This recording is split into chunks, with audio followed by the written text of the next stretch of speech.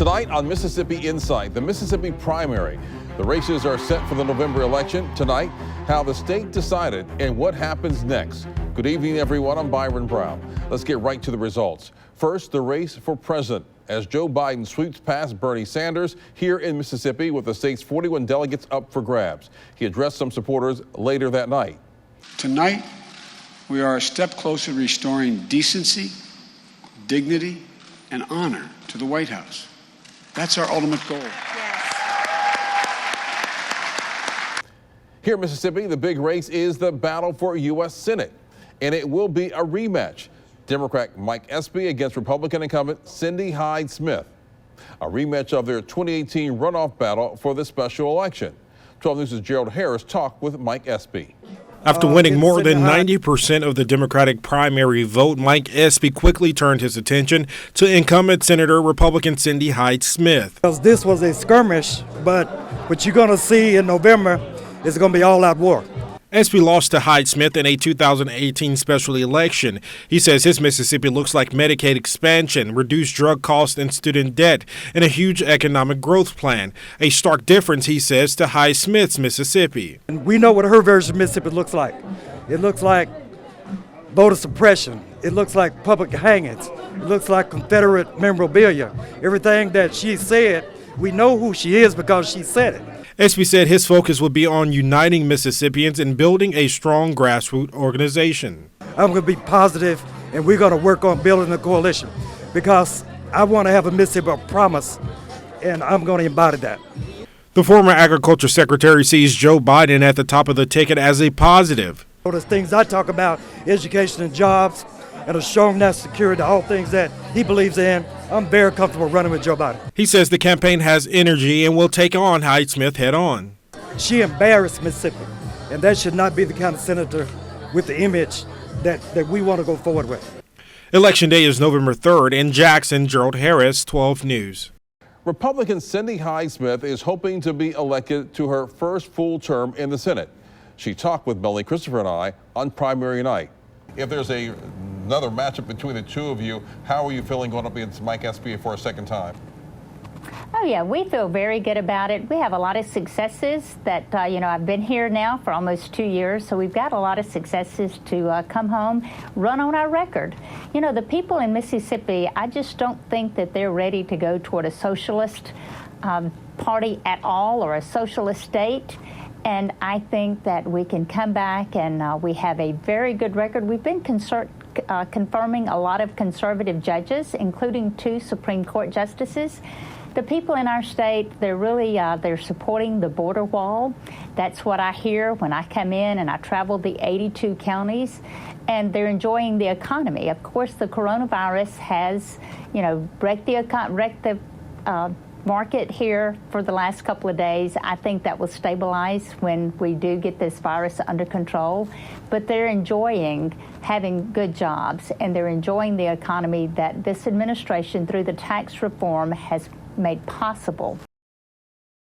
Now to the congressional races. Michael Guest defeated James Tolp in the Republican primary for the 3rd District. He'll face Democrat Dorothy Benford. And in the 2nd District, Benny Thompson easily won his primary challenge from Sonia Rathburn. His Republican will be determined in a runoff. And in the 4th District race, Congressman Stephen Palazzo is going back to Washington, winning a 4-way primary. He talked with 12 News' Jesse Finver. Yeah, thanks. Yeah, I have Congressman Palazzo here. Congressman, congratulations. This will be your 6th term in Congress, 4th District win. First of all, what does this night mean to you? It means a lot. I'm extremely humbled to be able to represent South Mississippi, and I know a lot of things have changed in the past 10 years with just the record economy, rebuilding our military, and things have been great. But the one thing that hasn't changed is my love and desire to serve South Mississippi, and I can't say enough for the families who have put their faith and trust in me. I appreciate their vote, I appreciate their prayers, and I'm just looking forward to continue serving them in the United States Congress. Yeah, absolutely. What exactly is your goal for this upcoming term? Obviously, you have a little bit less than a year left, and then in the second two-year start. What is your policy objectives going back to Washington? Well, in the short term is to make sure President Trump is reelected for 4 years. I mean, the Trump 2020, I mean, he's been so good for our economy, along with the Republicans in Congress, such as myself. I mean, beside President Trump, we've rebuilt our military. We're stronger and safer than I feel like we've ever been, and I've served in the military for over 31 years. We're strengthening our southern border, and we're bringing back law and order. We're just, record economy, record unemployment, record job growth. The markets have taken a little dip right now, but they're going to go up. They're going to go up even higher because our policies work. Conservative solutions work. Republican policies are really good for America right now. And so those are the things. Just keep doing what we're doing. Maybe double down a little bit, and bring back jobs from overseas, strengthen America, and continue. Of course, back here at home, it's upholding the sanctity of life and defend. And you won't find a fiercer defender of the Second Amendment in Congress than me. All right, Congressman, thank you very much. Congratulations. Well, thank you. All right, that's all from Gulfport. In Gulfport, Jesse Finver, 12 News. And we'll be right back.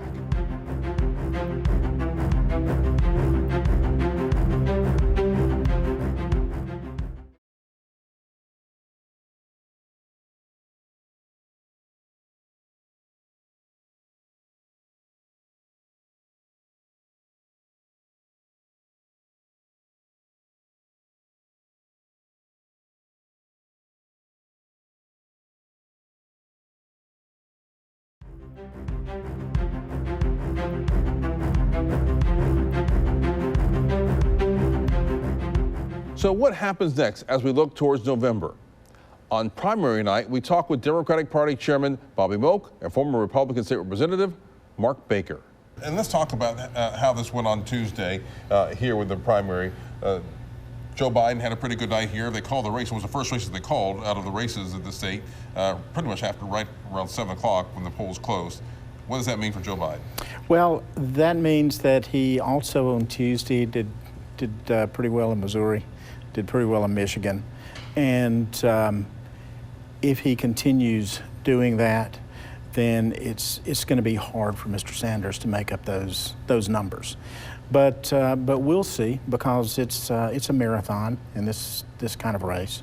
So we'll see. But if he is the guy who continues to be on top, and he is right now, he's got some work to do. He's got some work to do in the young community, and he's got to reach out a little bit to bring in some other folks into the party that may not be there. I mean, tonight we had, the older generation, me included now, but that demographic was very supportive of Biden.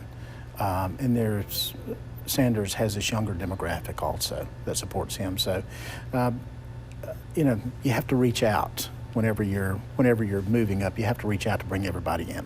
Why were Mississippi Democrats so behind Joe Biden? He's a name in Mississippi. It's not like this is the first time he's been on the ballot in Mississippi. He's run for president before. He has very old lines in the state, friends in the state. It's been somewhat of a frequent visitor to the state, politics aside. It's just been here. And sort of almost has a little bit of an elder statesman type quality for a lot of people in Mississippi. Republicans, the incumbent Republicans had a very good night Tuesday night. They no surprises. pretty much are all going to be there Right, again, and right. President Trump pretty much easily won the state. There were no surprises on the Republican side. We didn't expect any. Candidates worked hard. Congressmen were all over the state working when they could get back. There's a lot of things going on in Washington, but I saw them all over the state working in their districts, and didn't take anything for granted, and they prevailed. Some have primaries in November, some do not, and so we'll just kind of see how it goes there. I think that the Trump brand is strong in Mississippi. Mississippians respond to what the president is doing. Kind of what Bobby was talking about a little bit about Joe Biden. To me, I think Mississippians kind of look at maybe they're looking for somebody that they think that those that voted in the Democratic primary, and I don't presume to know what everybody's thinking, but I do think that they're looking for a candidate they think that can compete with President Trump, beat President Trump, or fight with President Trump, and be competitive in the election. And I think you know, if you're looking for someone that may be kind of not me, voting in a presidential election, you're looking for some crossover voters, and I don't think Bernie Sanders is the key to a crossover vote for somebody like that. And so really Biden is probably the best candidate that they could present against President Trump with regard to what's going on in the economy, what's going on in the world, what's going on in the country, and and so we'll just take a look at it. I mean, it's going to be an interesting race in November. It's really shaping up. Yeah, I mean, this race really has, in the Democratic side, has kind of shaped up pretty quickly in the last week and a half, though. What do you attribute that to? South Carolina, but it's been really amazing that we started out as Democrats with probably more than 20 people wanting to get the nomination, sort of like the Republicans did 4 years ago, having such a large field of candidates out there. And those candidates were all about their issues, all about things that they wanted to push, which I think is good because you got to hear all of the different views. Some of them you agreed with, some of them you didn't, but that's how you winnow things down and bring it to the candidate that you want to get to. And I think Mark is probably right about that once you got down to a Sanders-Biden here in Mississippi, especially Trump wins really, really big with the numbers. Biden had a very good night in Mississippi. The issues are still there, but the voters on the Democratic side tend to be, who do I think is the guy who's going to take on Trump in November? And I think that's why most of the voters in Mississippi went that way. Looks like we're going to have a rematch with Senator Cindy Hyde-Smith and Mike Espy. How do you see that playing out as they go to round two? I was just thinking about that, Byron. I think the field is clearing, and that is the battle royale. I mean, the presidential election, of course, but for Mississippians, the attention will be very focused on that race. I mean, they ran a very heated race just very recently, and so the issues are clean and clear in everyone's mind that has followed that. And I think that you're going to see a replay of that election. And I expect the same result, but I mean, you're going to see a tough race. You're going to see national interest in this race on both sides, and I think it's going to be probably more money spent in this Senate race than has been spent since the last Senate race. And so I think it's going to be, it's a big deal. It's a big deal for Mississippi. It's a big deal for the country. I think President Trump will give Senator Sidney Hyde-Smith the bump. I think that Air Force One and the rallies that he puts on and the presence that he brings to Mississippi is impressive, and I think it will be then. But we'll just have to see. You know, that's a long way away in politics. November is a lifetime away in politics, and so we'll have to see what goes on in the economy and what's going on in the world and coronavirus and economy and the market and everything else. So it's going to be an interesting few months coming ahead. And what is your take on it? Do you believe that Democrats can flip that Senate seat? I think Espy has a real path to victory. And I think, looking back, I think the Democrats missed a great opportunity in the gubernatorial elections last year. You had Democrats in this state that didn't have the money that Kentucky had, which they won that seat by some 10,000 votes with millions of dollars. Louisiana won their Democratic gubernatorial race with millions of dollars, and coming in from other sources. The Senate race last time, as Mark just said, and I believe this time is going to be the one where you see the money come into the state, sort of as it did last time, but I think on steroids. I think this is a very, very important seat that both sides want. The Republicans want to keep and the Democrats want to take. Both of the candidates pull their numbers in tonight. Espy believes he has a path to victory. I think that with the money, it's going to be a real tie-up as we go into November, and I would agree. I think that race may actually overshadow what we're going to see in the presidential race, but I think whomever the nominee is for the Democrats, and of course President Trump for Senator Smith, it's going to be somewhat of a ticket. Mm-hmm. somewhat of a ticket, I think. No doubt about it. Real quickly, the down ballot. There was a lot of talk about the down ballot and who's at the top of the ticket. How much is that going to play? I know President Trump gave Senator HydeSmith a big boost when she was running in the special election. How much will a Biden, if that's the nominee, give an SB a boost if he's at the top of the ticket? Well, I'll just have to look at the numbers tonight and see.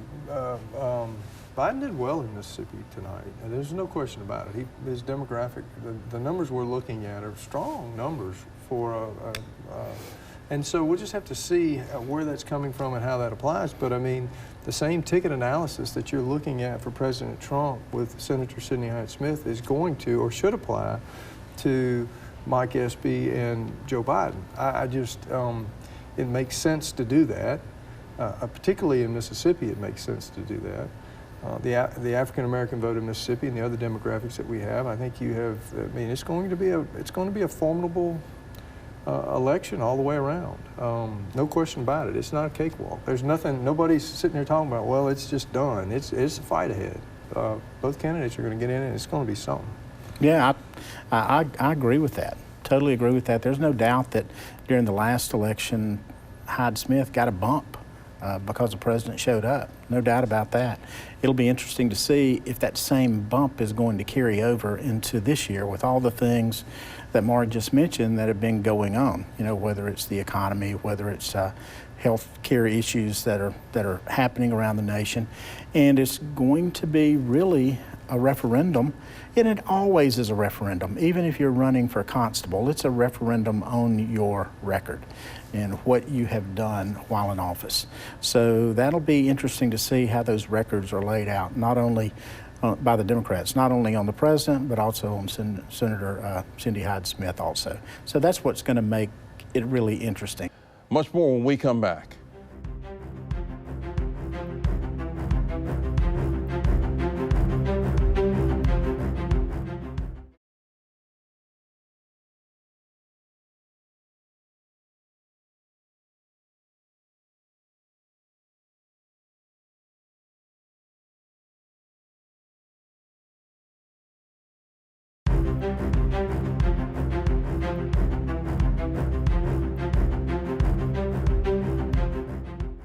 Now to the coronavirus outbreak and questions about what's covered when it comes to testing for possible cases. Melanie Christopher talked with the State Insurance Commissioner, Mike Chaney, about what people should know. Commissioner, the question everybody, of course, wants to know is, am I going to be covered? Is my insurance going to cover me if I have to be self-quarantined or if I have the coronavirus? So Melanie, we've had all kind of people call the office and say, am I covered? And so we called all the insurance companies and we said, are they covered? Because we don't know. We looked at the contracts and every one of them, I'm talking about Aetna, Ambetter, which is part of Centene, Blue Cross Blue Shield, United Healthcare, Molina, and Blue Cross Blue Shield said they would cover the test, and United went so far as to say they would waiver the copays and all the deductibles if the test was performed in a approved facility. And that means you don't order the test on the internet and say it's going to work. Right. You want to go to a doctor and you have to have a doctor's permission to go to get tested. You just can't self-test yourself. You need somebody to send you there. So we've got a lot of corporations out of the companies. We got ahead of the curve on this one, and they will waiver the copays and your deductibles, which is pretty big for us. Now, you may have some other, that's good news for the consumer out there. We had, and you and I were talking before we went on the air, we've had some people call, like hotel workers, and want to know what I do if I'm laid off and I got corona or COVID-19 as it's called at my workplace, and I got it from somebody in the hotel. Am I covered under workers' comp? We think they are in the States. I'm breaking that news for the first time. That's a big question. That is very, very interesting, because indeed if they got it because of someone that came into the hotel, they had no way of knowing that. They had no way to know, and it's work related. Now, a lot of states, let me give you an example. Maryland, you would not be covered because Maryland, it has to be an accident. In our state, it's a little different. It's a workplace related disease or an accident. So you're pretty well covered. Wow. Now, that brings up another question. Everything leads to another question about coronavirus and COVID-16. So we have these things about, well, my husband's a volunteer fireman, and 10 years ago he breathed toxic smoke and he has cancer. We've got a plan to fix that without going to workers' comp. But the workers' comp people in this case would probably cover you if you get coronavirus on the job. So you can't get it. You can't say I'm covered because I shook hands with my brother-in-law. No, I understand that. But overall, we're looking pretty good in terms of insurance coverage here. We are looking very good With on the big insurance. ones. With the big ones. With the big ones. Now, you will see some things like nursing homes may restrict visits just simply because of the age of the population in a nursing home.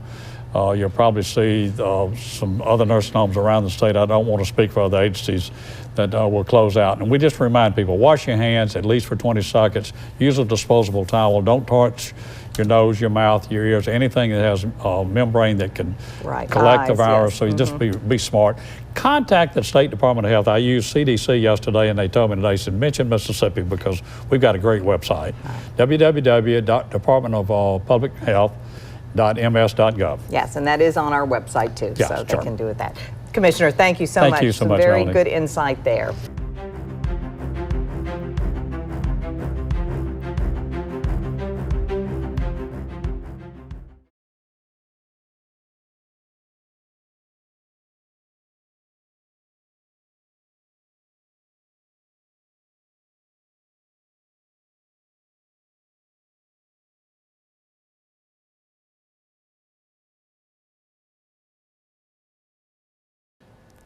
For Gerald Harris, Jesse Fenver, and Melanie Christopher, I'm Byron Brown. We'll see you back here next Saturday. Until then, make it a good night.